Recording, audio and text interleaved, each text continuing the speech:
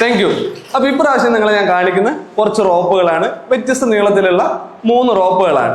ഇത് കുറെ കൂടി ഈസി ആയിട്ട് നമുക്ക് റിലേറ്റ് ചെയ്യാൻ വേണ്ടിയിട്ട് ഇതൊരു ഫാമിലി ആയിട്ട് കണക്കാക്കാം. ഓക്കെ, അപ്പോ കുട്ടി ഓർ കുട്ടീസ്. ഓക്കെ, സെക്കൻഡ് വൺ മദർ ആണ്. The final one, the big one, father ആണ്. ഓക്കെ, അപ്പൊ ആർക്കും കൺഫ്യൂഷൻ ഇല്ലാന്ന് വിചാരിക്കുന്നു. നമ്മൾ ഡിഫറെന്റ് ആയിട്ടുള്ള 3 സൈസ് റോപ്പുകൾ കാണിച്ചു. ഇത് ആരൊക്കെയാണെന്ന് ഞാൻ ഇൻട്രൊഡ്യൂസ് ചെയ്തു. ഇത് ഒറ്റ നോട്ടത്തില് വ്യത്യസ്തമാണ് അല്ലെ?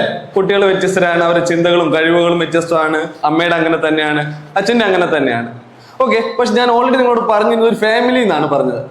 ഫാമിലി എന്നുള്ള രീതിയിൽ നിങ്ങൾ ശ്രദ്ധിക്കുകയാണെങ്കിൽ അങ്ങനെ ഒരു വ്യത്യാസം നമുക്ക് ഫീൽ ചെയ്യില്ല അല്ലെ? എല്ലാവരും തുല്യരാണ്. ഓക്കെ, നോക്കാം. കുട്ടികൾക്ക് അവരുടേതായിട്ടുള്ള റോളുകളുണ്ട്.